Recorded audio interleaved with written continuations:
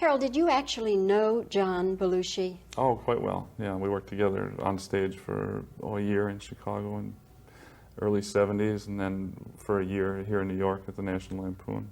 Yeah. Ah, give me your money, won't hurt you. Oh, no. Come on. All right, relax here. Get out! I thought you were going to hurt me. I'm just kidding. Oh, well, I'd quit Second City after a year in it, and I'd gone away to Europe to just to loaf. And I remember getting a letter from Joe Flaherty, who was in the company, saying that they'd hired a replacement for me, a little Albanian, and he's very funny. And I came back to Second City and rejoined the company. What are you doing here? Oh, me? Yeah. Well, I'm a congressman from Cleveland. I took kickbacks all the time. Oh, yeah. Now I'm stuck here in prison farm, doing 99 Years? No, hours. I'm a white-collar criminal. My wife's a debutante. Oh, yeah. I'm stuck in prison farm for as long as I want. Whoa. 6 months on prison farm, forced to live like king. I wrote a letter to my honey, told her to send my headband, my wristband, my alligator shirt, my white shorts, my new white shirt, some new tennis balls, my tennis thing.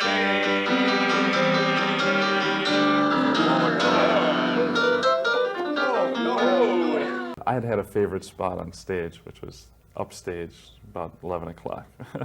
Because upstage is a very strong spot to work from, because you're behind the other actors. And we were doing an improv, and I made a big entrance into the scene, and I was heading for my favorite power spot on the stage, and there was John just planted right there, you know, and wiggling his eyebrows in that crazy way at the audience. And I loved him. I mean, he had sort of usurped my position, but it was okay because he was so funny. And I remember he would get laughs. He would walk out on the stage, and without saying a word, the first time the audience would see him, they would just start laughing. And it was the most wonderful thing.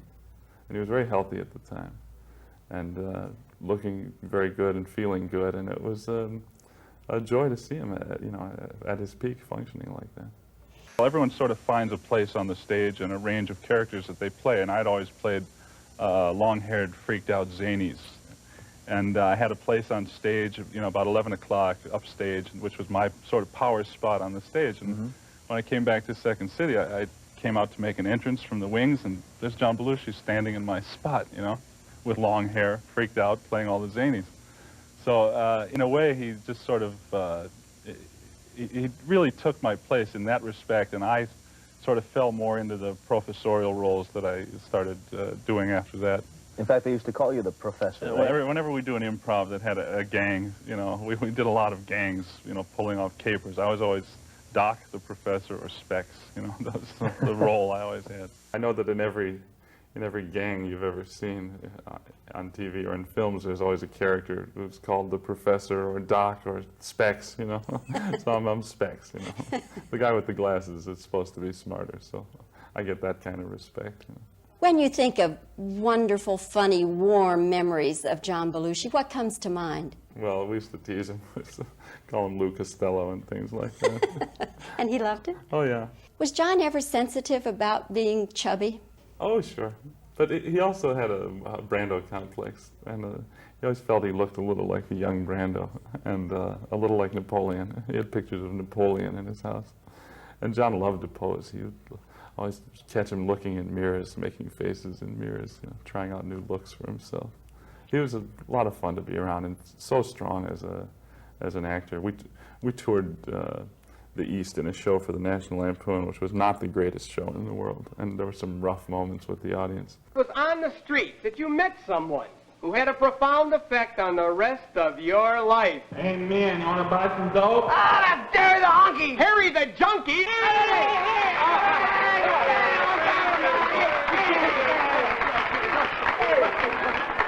But he had this incredible power on the stage that would just triumph over the material, really.